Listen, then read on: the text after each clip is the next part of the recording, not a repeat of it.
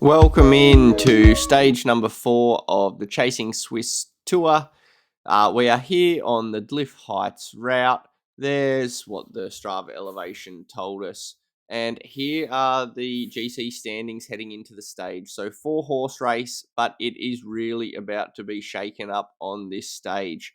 Now, in the warm-up, I was feeling pretty off. I had some feeling that the COVID I joked about had hit me. So I really just wanted to stay safe and get through the end of the stage feeling okay. 188 average wattage until the start of the climb, so very comfortable. On the end of the Mayan mountainside, Jesse, my teammate, went off the front, bit of a breakaway to get up the road, so that was interesting. I was just sitting in there, taking it pretty easy.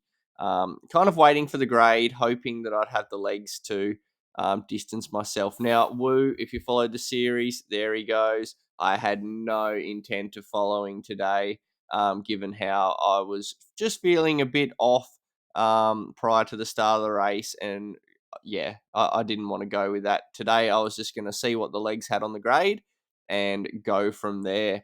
So Morten Christensen sets a bit of pace on the front here, which I was I'm pretty thankful for, because I knew that we had Josiah up the road that was going to be with Woo for a little while as we head into the grade. So lots of Sisu riders around. I wait a little bit until it gets a bit slower and steeper before I try and make a move. The reason that, even though I was a bit unsure about myself today, that I wanted to get some coverage on the grade was pretty much just so that if I deteriorated in the final like 5k of the race, that I didn't lose time in that regard. I would have rather have a bit of a gap, be a bit out of sight, out of mind if possible, so I could kind of ride my own tempo through the final stages. So it's for that reason that I do decide here to kick to try and get some separation. So you can see there, lifting the power, testing the other guys out a little bit. But it wasn't my normal kind of effort on the grade. That's for sure. It didn't feel as sustainable. My heart rate's already over 170, which is a sign. Like, I think normally that wouldn't be the case in the form that I'm in. So I've got 3 seconds at the moment to a bit of a group now. That's okay. I'm kind of feeling like I'm not going to get it that big, but ideally, if possible, we create some like separation between that group, so there aren't as many guys to work together, especially because there are lots of Sisu guys there that can chase me down in the downhill section of the course, potentially. And the other thing as well, I'm a bit concerned about, and also I have in my kit bag ready to go if needed, is a time trial bike. So very controversial on this stage. It was a real shake-up. I'll talk about it soon. But TT bikes are enabled for eco races for some reason, which basically means that if I get to the top of the Epic KOM isolated and jump on a TT bike, I can just speed away for the next 15 kilometers. Obviously, I could have done that pretty much every stage so far. So I could have closed down Woo on stage 1 or close to on a faster bike. Stage 2 and 3, working with Adrian, would have both been beneficial for me to be on a TT bike. It would have been a lot faster. So keep that in mind as I head over the top of the grade. It's only a 5-second gap, but I keep going until the speed gets up, and it quickly actually extends to about 12. So I have a bit of a separation. I have the TT bike second in my garage, so although I'm kind of against it, it's ready to go if the situation dictates. So, like, if one of the guys behind, if I see him drop to 0, then I can do the same thing myself, and I'm prepared for that situation. But no one does it. So you can see here I'm heading up the top of the Epic. I've now extended to 35, 36 seconds.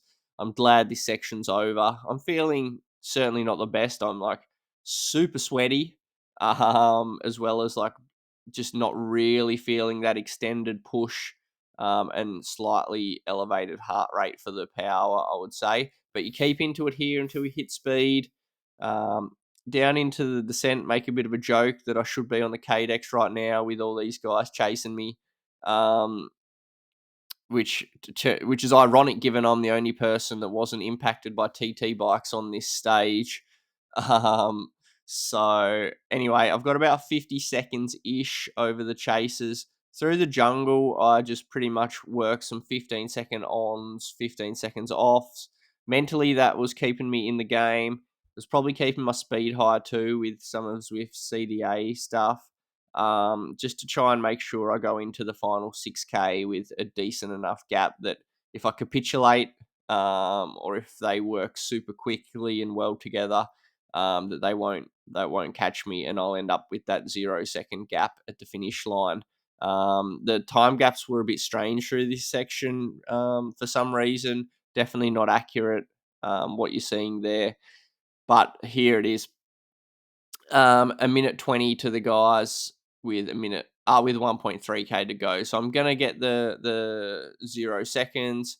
And I do test for COVID post race, and I do have COVID. So not really sure what that means for me here. I feel okay, but I'm just going to listen to the body. That may mean the end of my tour with 2 stages to go, but I'm not ruling it out at this stage. I'll just see how I feel before I make those decisions, as I head across the line and explain the GC carnage that unfolded in the rest of the time slots.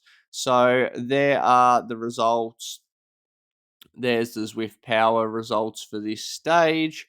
So you can see there I'm first of the eligible riders for the series. Now, slot 2. Adrian jumped in slot 2, had a big gap over the grade, and then got absolutely smashed by a TT bike, and lost a minute 20, unfortunately. So it was really disappointing to see. And because of that, Ruben jumped out in slot 3 and did what was done to Adrian, to Jonas, and put a minute 40 into him, which has completely shook the GC on its head. So here are the GC standings through 4 stages. You can see Ruben and I there up front. The guys that got impacted by the TT bikes, 3rd and 4th. So yeah, stage 5 is another stage where a TT bike would be super quick in the second half. As I said, don't know if I'll be there yet, but I've got a bit of a gap. We've got options. What do you think about the TT bikes in eco racing? Cheers for watching.